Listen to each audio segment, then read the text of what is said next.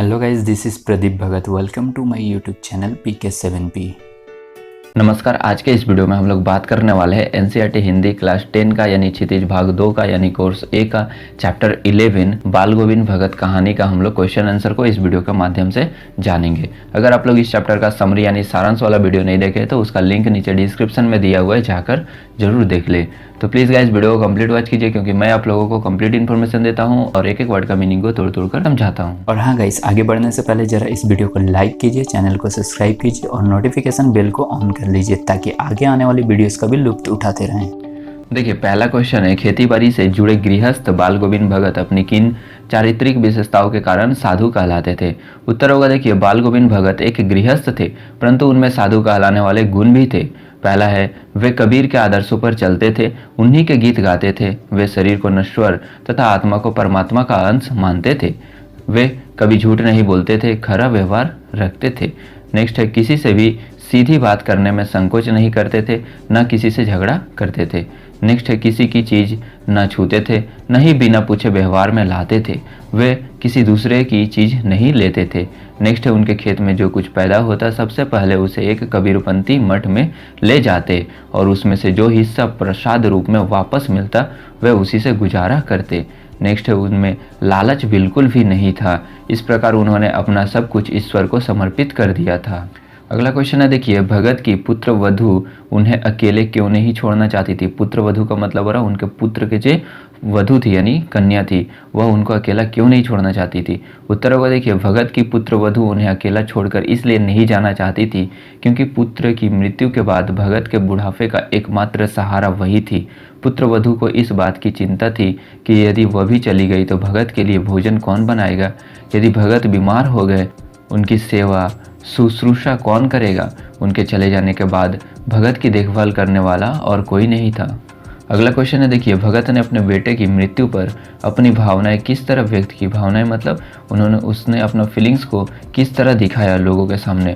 उत्तर होगा, देखिए, बेटे की मृत्यु पर भगत ने पुत्र के शरीर को एक चटाई पर लिटा दिया, उसे सफ़ेद चादर से ढक दिया था तथा कबीर के भक्ति गीत गाकर वे अपनी भावनाएं व्यक्त करने लगे। उनके अनुसार उसकी आत्मा परमात्मा के पास ऐसे चली गई मानो कोई विरहनी अपने प्रेमी से जा मिली हो। उन दोनों के मिलन से बड़ा आनंद और कुछ नहीं हो सकता। इस प्रकार भगत ने शरीर की नश्वरता और आत्मा की अमरता का भाव व्यक्त किया है। अगला क्वेश्चन है, देखिए, भगत के व्यक्तित्व और उनकी वेशभूषा को अपने शब्दों में चित्र प्रस्तुत कीजिए। यानी अपने शब्दों में लिखना है कि वे उनका व्यक्तित्व कैसा था, वे कैसा वेशभूषा धारण करते थे। उत्तर होगा, देखिए, बाल गोविंद भगत का व्यक्तित्व। भगत जी गृहस्थ होते हुए भी सीधे साधे सरल व्यक्ति थे। उनका आचार व्यवहार इतना पवित्र और आदर्शपूर्ण था कि वे गृहस्थ होते हुए भी वास्तव में मन से सन्यासी थे। वे अपने किसी काम के लिए दूसरों को कष्ट नहीं देना चाहते थे। बिना अनुमति के किसी की वस्तु को हाथ नहीं लगाते थे। वे कभी झूठ नहीं बोलते थे और खरा व्यवहार करते थे। कबीर के आदर्शों का पालन करते थे। वे अलौकिक गायक थे। कबीर के पद उनके कंठ से निकलकर मानव सजीव हो उठते थे। आत्मा परमात्मा पर उनका अटल विश्वास था कि वैराग्य तथा निस्वार्थ व्यक्तित्व का परिचय इस बात से भी मिलता है कि अपने बेटे के श्राद्ध की अवधि पूरी होते ही अपने पुत्र वधु को उसके पिता के घर भेज दिया तथा दूसरा विवाह करने का भी आदेश दिया। बाल गोविंद भगत की वेशभूषा। अब हम लोग जानेंगे कि उनका वेशभूषा कैसा था। बाल गोविंद भगत मंझोले कद के गोरे चिट्ठे आदमी थे। उम्र 60 से भी ऊपर की होगी। बाल पक गए थे। लंबी दाढ़ी या जटा जूट तो नहीं रखते थे, किंतु उनका चेहरा सफेद बालों से जगमग रहता था। कपड़े बिल्कुल कम पहनते थे। कमर में एक लंगोटी मात्र और सिर पर कबीरपंथियों किसी कनपट्टी टोपी। जब जाड़ा आता एक काली कमली ऊपर से ओढ़े रहते। मस्तक पर हमेशा चमकता हुआ रामानंदी चंदन जो नाक के छोर से औरतों के टीके की तरह शुरू होता और गले में तुलसी की जड़ों की एक बिडौल माला बंधे रहते थे। अगला क्वेश्चन है, देखिए, बाल गोविंद भगत की दिनचर्या लोगों के अचरज का कारण क्यों थी। उत्तर होगा, देखिए, बाल गोविंद भगत की दिनचर्या लोगों के अचरज का कारण इसलिए बन गई थी क्योंकि वे जीवन के सिद्धांतों और आदर्शों का अत्यंत गहराई से पालन करते हुए उसे अपने आचरण में उतारते थे। वृद्ध होते हुए भी उनकी स्फूर्ति में कोई कमी नहीं थी। सर्दी के मौसम में भरे बादलों वाले भादों की आधी रात में वे भोर में सबसे पहले उठकर गांव से 2 मील दूर बहती गंगा में स्नान करने जाते थे। खेत में अकेले खेती करते हुए कबीर के गीतों में तल्लीन रहते थे और विपरीत परिस्थिति होने के बाद भी उनकी दिनचर्या में कभी कोई परिवर्तन नहीं आया। एक वृद्ध अपने कार्य के प्रति सजगता और लगाव देखकर लोग दंग रह जाते थे। नेक्स्ट क्वेश्चन है, देखिए पाठ के आधार पर बाल गोविंद भगत के मधुर गायन की विशेषताएं लिखिए। यानी उनका जो गीत था वो कैसा था उसको यहाँ पर लिखना है। उत्तर है, देखिए बाल गोविंद भगत के गीतों में एक विशेष प्रकार का आकर्षण था। कबीर के पद उनके कंठ से निकलकर सजीव हो उठते थे। खेतों में जब वे गाते तो स्त्रियाँ के होठ बिना गुनगुनाए नहीं रह पाते थे। गर्मियों की शाम में उनके गीत वातावरण में शीतलता भर देते थे। उनके गीतों में जादुई प्रभाव था। संध्या समय जब वे अपनी मंडली समेत गाने बैठते तो उनके द्वारा गाए पदों को उनकी मंडली दोहराया करती थी। भगत के स्वर के आरोह के साथ श्रोताओं का मन भी ऊपर उठता चला जाता और लोग अपने तन मन की शुद्ध बुद्ध खोकर स्वर लहरी में तल्लीन हो जाते थे। अगला क्वेश्चन है, देखिए कुछ मार्मिक प्रसंगों के आधार पर यह दिखाई देता है कि बाल गोविंद भगत प्रचलित सामाजिक मान्यताओं को नहीं मानते थे। पाठ के आधार पर उन प्रसंगों का उल्लेख कीजिए। उत्तर होगा, देखिए बाल गोविंद भगत प्रचलित सामाजिक मान्यताओं को नहीं मानते थे। ये बात निम्न उदाहरणों द्वारा पता चलती है। उत्तर है, देखिए बाल गोविंद भगत के पुत्र की मृत्यु हो गई थी, किंतु उन्होंने सामाजिक परंपराओं के अनुरूप अपने पुत्र का क्रियाकर्म नहीं किया। नेक्स्ट है, देखिए बेटे की मृत्यु के समय सामान्य लोगों की तरह शोक करने की बजाय भगत ने उसकी सैया के समक्ष गीत गाकर उत्सव मनाया। नेक्स्ट है, देखिए बेटे के क्रियाकर्म में भी उन्होंने सामाजिक रीति रिवाज की परवाह न करते हुए अपनी पुत्र वधू से ही दाह संस्कार संपन्न करवाया। नेक्स्ट देखिए समाज में विधवा विवाह का प्रचलन न होने के बावजूद उन्होंने अपनी पुत्र वधू के भाई को बुलाकर उसकी दूसरी शादी करने को कहा। नेक्स्ट देखिए अन्य साधुओं की तरह भिक्षा मांगकर खाने के विरोधी थे। अगला क्वेश्चन है, देखिए धान की रोपाई के समय समूचे माहौल को भगत की स्वर लहरियाँ किस तरह चमत्कृत कर देती थी, उस माहौल का शब्द चित्र प्रस्तुत कीजिए। उत्तर होगा, देखिए आषाढ़ की रिमझिम फुहारों के बीच खेतों में धान की रोपाई चल रही थी। बादलों से घिरे आसमान में ठंडी हवाओं के चलने के साथ साथ बाल गोविंद भगत के कंठ से निकला मधुर संगीत वहां खेतों में काम कर रहे लोगों के मन में मधुर झनकार उत्पन्न कर देता था। स्वर के आरोह के साथ एक एक शब्द जैसे स्वर्ग की ओर भेजा जा रहा हो। उनकी मधुर वाणी को सुनते ही लोग झूमने लगते थे। स्त्रियां स्वयं को रोक नहीं पाती थी तथा अपने आप उनके होठ कांपकर गुनगुनाने लगते थे। हलवाहों के पैर गीत की ताल के साथ उठने लगते थे। रोपाई करने वाले लोगों की उंगलियां गीत की स्वर लहरी के अनुरूप एक विशेष क्रम से चलने लगती थी। बाल गोविंद भगत के गाने से संपूर्ण सृष्टि मिठास में खो जाती थी। अगला क्वेश्चन है, देखिए रचना और अभिव्यक्ति। पाठ के आधार पर बताएं कि बाल गोविंद भगत की कबीर पर श्रद्धा किन किन रूपों में प्रकट हुई है।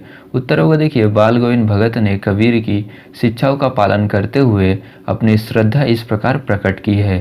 पहला, कबीर गृहस्थ होकर भी सांसारिक मोह माया से मुक्त थे। उसी प्रकार बाल गोविंद भगत ने भी गृहस्थ जीवन में बंधकर भी साधु के समान जीवन व्यतीत किया।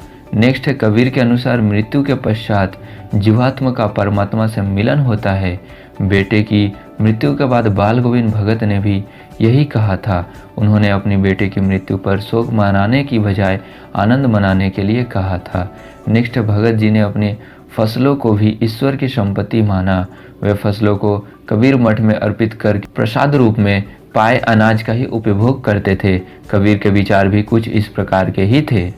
जैसे देखिए यहाँ पर साई इतना दीजिए जामे कुटुंब समाए, मैं भी भूखा न रहूं साधु न भूखा जाए। यानी ये ईश्वर से प्रार्थना करें कि हे भगवान मुझे इतना ही अनाज दीजिए जिसमें मेरा सब कुछ का पेट भर जाए, मेरा रिलेटिव का, मेरा परिवार का, सारा का पेट भर जाए और मैं भी भूखा न रहूं और मेरे घर आने वाला साधु संत भी भूखा न रहे।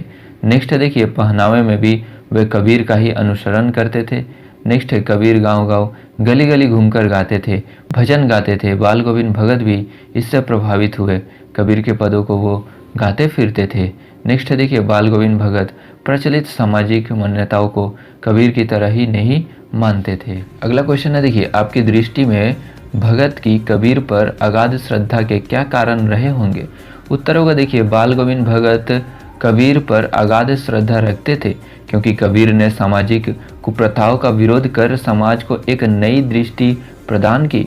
उन्होंने मूर्ति पूजा का खंडन किया तथा समाज में व्याप्त ऊंच नीच के भेदभाव का विरोध कर समाज को एक नई दिशा की ओर अग्रसर किया। उन्होंने कबीर के विचारों और आडंबर रहित सादे जीवन में सच्चाई नजर आई होगी, यही सच्चाई उनके हृदय में बैठ गई होगी। कबीर की इन्हीं विशेषताओं ने बाल गोविंद भगत के मन को प्रभावित किया होगा। देखिए गांव का सामाजिक सांस्कृतिक परिवेश आषाढ़ चढ़ते ही उल्लास से क्यों भर जाता है।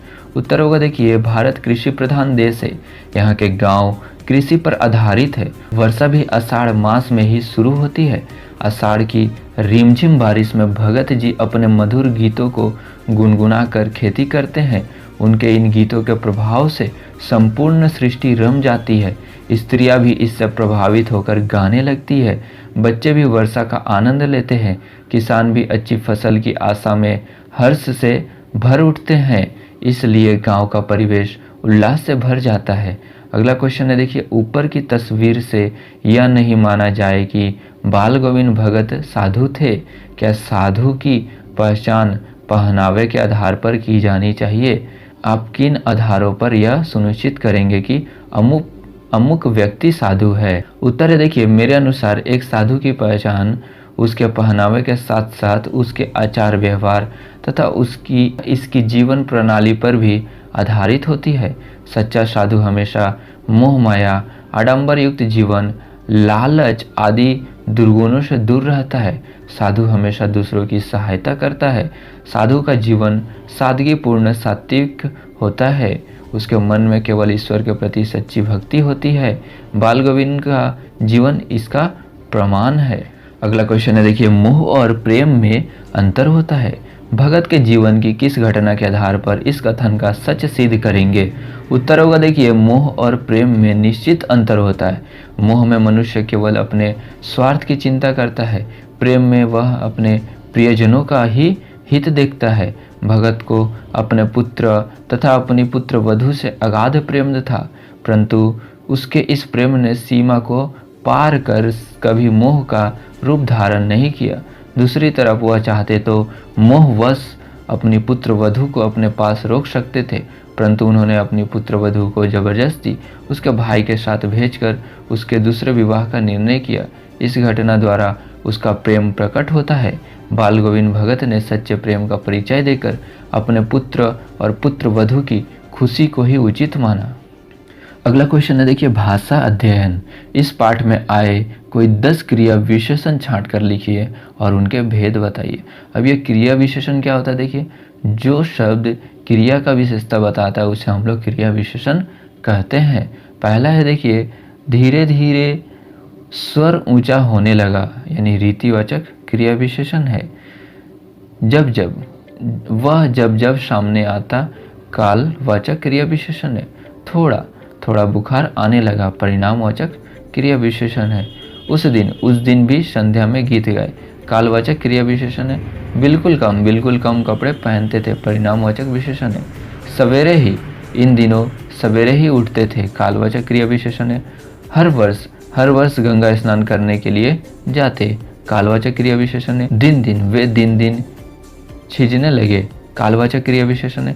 हंसकर टाल देते थे रीतिवाचक क्रिया विशेषण है। जमीन पर ही आसन जमाए गीत गाए चले जा रहे हैं स्थानवाचक क्रिया विशेषण है। अगर आप लोग क्लास 10 का सभी चैप्टर्स का वीडियो लाइन वाइज देखना चाहते हैं तो क्लास 10 का हिंदी का प्लेलिस्ट का लिंक भी नीचे डिस्क्रिप्शन में दिया हुआ है, जाकर जरूर देख ले।